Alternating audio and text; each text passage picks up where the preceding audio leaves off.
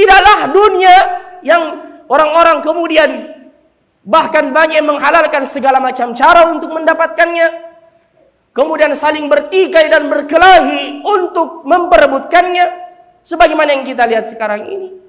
Kekuasaan, pangkat, jabatan, harta benda yang sampai ke pengadilan diperkarakan, bahkan ada anak yang menggugat bapaknya dan ada saudara yang putus hubungan dengan saudaranya hanya gara-gara dunia. Ya ikhwal karim, ketahuilah apa yang kita perebutkan dan yang kita pertengkarkan itu di sisi Allah tidaklah lebih bernilai dari seekor bangkai binatang yang cacat, sebagaimana kata Nabi sallallahu alaihi wasallam.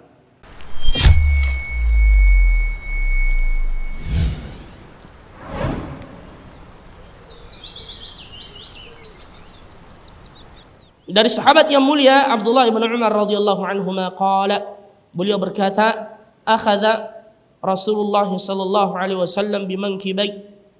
Nabi sallallahu alaihi wasallam pernah memegang kedua bahuku. Ya. Jadi Nabi sallallahu alaihi wasallam memegang bahu Abdullah bin Umar radhiyallahu anhuma. Di mana Nabi sallallahu alaihi wasallam ingin Abdullah bin Umar menyimak dengan baik apa nasihat yang hendak beliau sampaikan.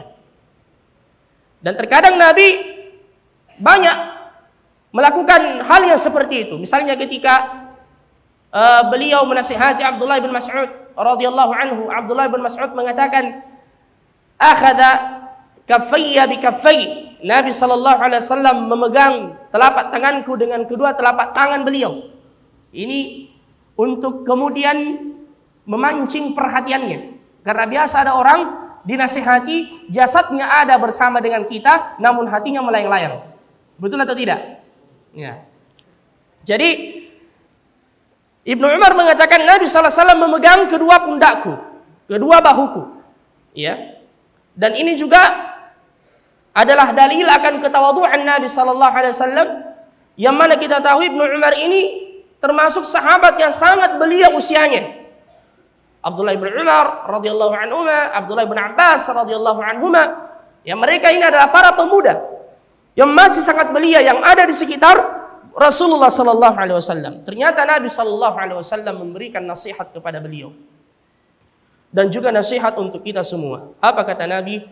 Kun fid dunya, hiduplah engkau di dunia ka'annaka gharibun, seakan engkau adalah seorang yang asing. Ya.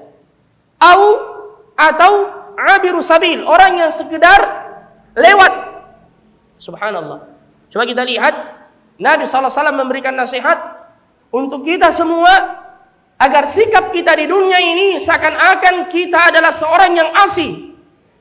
Ya, orang yang asing itu, Bapak Ibu saudara-saudara sekalian dan kita biasa kalau bepergian ke satu tempat, ya, misalkan keluar daerah, apakah kemudian kita berniat misalnya di daerah itu untuk membangun rumah? Ya. Atau katakanlah kita ya berpikir untuk misalkan memiliki usaha ya di tempat itu, investasi dan seterusnya. Orang yang gharib, orang yang asing tidak memikirkan untuk seperti itu, karena dia akan kembali ke kampung halamannya. Bahkan mungkin perbekalan yang ia bawa hanya sekedar ya ketika berapa lama dia tinggal di tempat itu. Dan inilah yang kemudian diperintahkan oleh Nabi sallallahu alaihi wasallam untuk kita menyikapi dunia yang fana ini. Bahkan lebih kurang dari sebagai seorang asing. Nabi mengatakan awabiru sabil, atau orang yang sekedar lewat. Ya, bayangkan ini lebih ringkas lagi, awabiru sabil. Makanya abiru sabil ini disebut dengan ibnus sabil, anak jalanan, ya, atau anak jalan. Apa maksudnya? Cuma singgah sebentar, sejenak. Sebagaimana kata Nabi sallallahu alaihi wasallam, "Innama mathali, sesungguhnya permisalan aku, wa mathalu ad-dunya karakibin istadhalla tahta syajaratin aw qala," atau dia bernaung di bawah sebuah pohon, ya ibaratnya seorang penggembara yang kemudian dia singgah bernaung di bawah sebuah pohon, kemudian setelah itu ia akan pergi dan meninggalkannya. Itulah perumpamaan yang disebutkan oleh Nabi kita Muhammad sallallahu alaihi wasallam.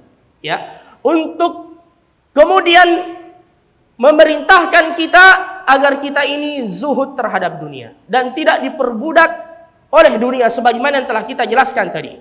Karena dunia itu sebagaimana dari kata bahasa Arab ad-dunu. Ya, ad-dunya dari kata ad-dunu. Ad-dunu artinya sesuatu yang dekat, sesuatu yang fana. Ya, juga dekat-dekat dengan kata ad-daniyah, sesuatu yang hina, yang tidak ada nilainya di sisi Allah Subhanahu wa taala. Sebagaimana dalam hadis yang banyak yang mana Nabi sallallahu alaihi wasallam menggambarkan dunia ini. Pernah beliau bersama dengan para sahabat. Kemudian tiba-tiba di sebuah pasar beliau melewati dan di jalan ada seekor bangkai ya yang sudah mati. Kemudian kedua telinganya itu cacat, kecil. Nabi kemudian bertanya kepada para sahabatnya, siapa gerangan di antara kalian yang mau membeli bangkai ini? Ya, berapa kira-kira yang kalian beli dari bangkai ini? Maukah kalian membelinya walaupun dengan 1 dirham? Sahabat mengatakan, ya Rasulullah, andaikan pun ya hewan ini hidup, dia adalah ya hewan yang cacat. Tidak ada orang yang mau membelinya. Apalagi sudah cacat, mati, bangkai, ya Rasulullah. Apa kata Nabi sallallahu alaihi wasallam? Wallahi, demi Allah, tidaklah dunia ini lebih berharga di sisi Allah dari bangkai ini, kata Rasulullah sallallahu alaihi wasallam. Tidaklah dunia yang orang-orang kemudian bahkan banyak menghalalkan segala macam cara untuk mendapatkannya, kemudian saling bertikai dan berkelahi untuk memperebutkannya. Sebagaimana yang kita lihat sekarang ini.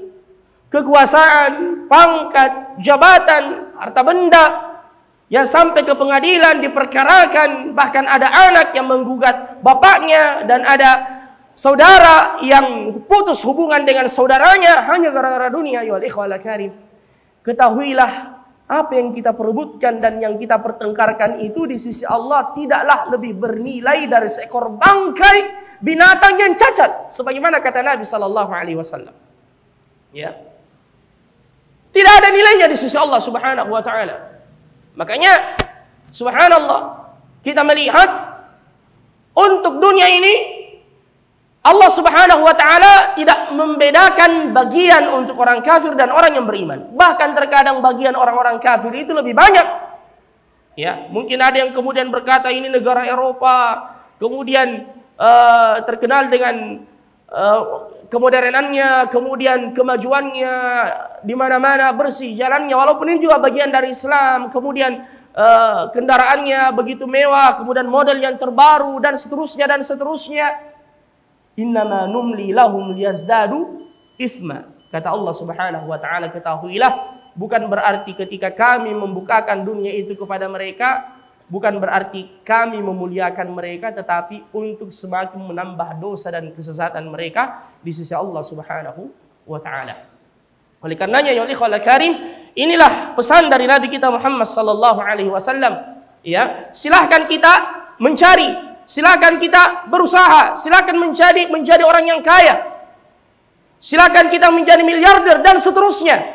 Tetapi jangan sampai dia masuk ke dalam hati kita. Jangan sampai memalingkan kita dari ketaatan kepada Allah Subhanahu wa taala. Jangan sampai menjadikan kita menjadi sombong. Ya, jangan sampai kemudian kita lupa bahwasanya seiring waktu yang berjalan kita semakin dekat dengan kampung yang sebenarnya itu kampung akhirat. Ayyuhal ikhwah.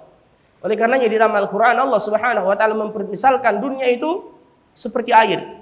Wadrib lahum mathalal hayati dunya kama'in anzalnahu minas sama' fakhtalata bihi nabatul ard fa asbaha hashiman tadhruhu riyah wa kana Allahu ala kulli syai'in muqtadira. Dalam surah apa ini? Al-Kahfi yang kita baca setiap pekan pada ayat yang ke-45. Wadrib lahum mathalal hayati dunya. Berilah permisalan kepada mereka tentang kehidupan dunia ini kama'in, seperti air, kata Allah. Anzalnahu minas sama', yang kami turunkan dari langit. Fakhtalata bihi nabatul ard, yang bercampur dengan tumbuh-tumbuhan dan tanam-tanaman yang ada di bumi. Ya, fakhtalata bihi nabatul ard fa asbaha hashiman, tadhruhu riyah wa kana Allah ala kulli syai'in muqtadira. Kemudian akan menumbuhkan tanaman yang hijau, kemudian akan menguning, kemudian dipanen, setelah itu akan hancur menjadi hitam, apalagi kalau dibakar sama yang punya kebun, kemudian dibawa pergi oleh angin. Sebagaimana dalam surah Al-Hadid, i'lamu annamal hayatud dunya la'ibun wa lahu wa zinah wa tafakhurun bainakum wa takathurun fil amwali wal aulad kamathali ghaithin id a'jabal kuffara nabatu. Sebagaimana hujan ketika turun di bumi menjadikan para petani itu bahagia, a'jabal kuffara nabatuhu thumma yahiju fatarahu musfarra, kemudian dia menguning, dipanen, dipetik sama yang punya, thumma yahiju fatarahu musfarran thumma yakunu hutama. Ya, kemudian dia akan tidak ada nilainya, menjadi hitam dan seterusnya. Imam Al-Qurtubi rahimahullahu tabaraka wa taala mengatakan, Allah mempermisalkan di dalam Al-Qur'an dunia itu seperti air karena 4 hal. Yang pertama kata beliau, karena dunia ini tidak ada yang pasti, semua berubah-ubah ayuhal ikhwah. Hari ini Anda menangis, besok Anda ketawa. Hari ini Anda kaya raya, besok Anda jatuh bangkrut. Begitulah roda kehidupan ya dunia ayuhal ikhwah. Itu satu.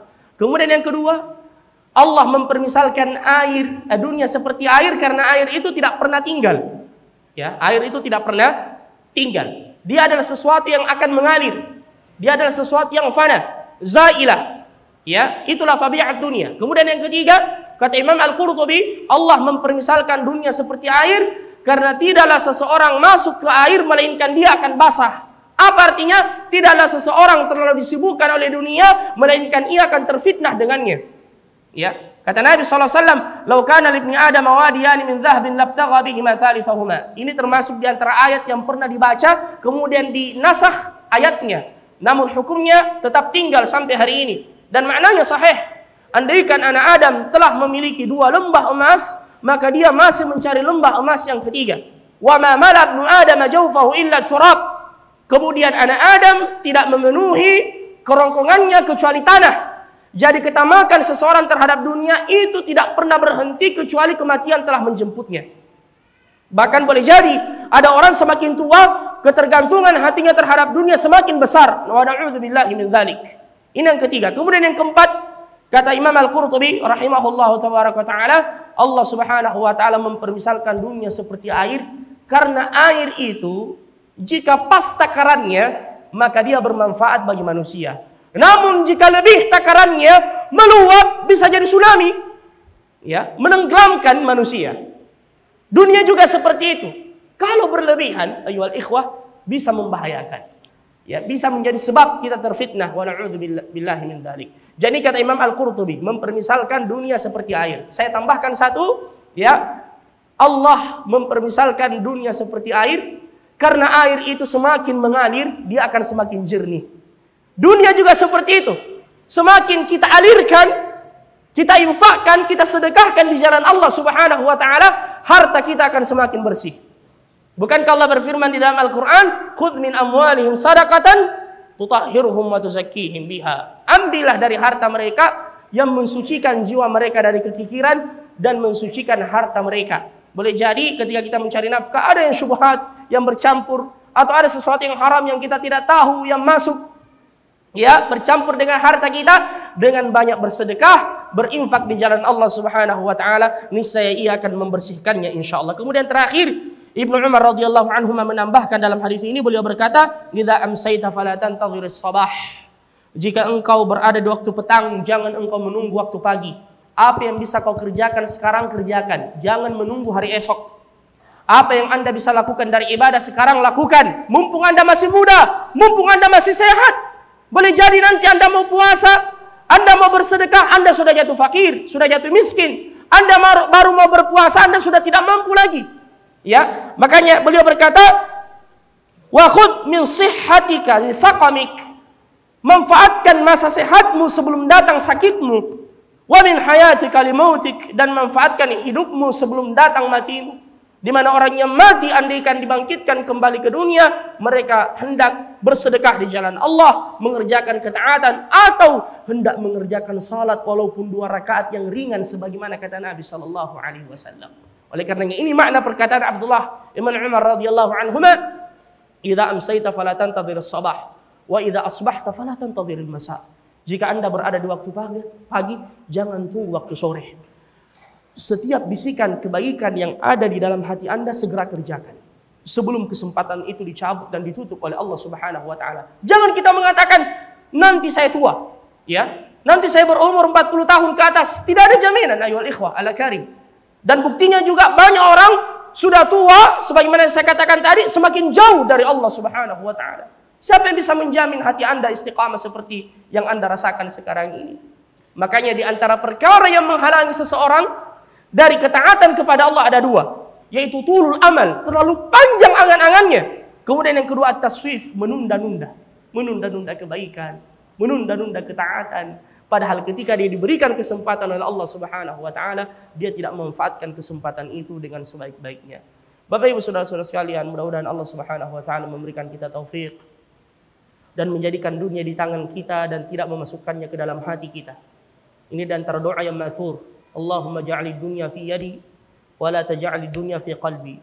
Ya Allah, janganlah Engkau jadikan dunia di hatiku dan jadikanlah ia di tanganku.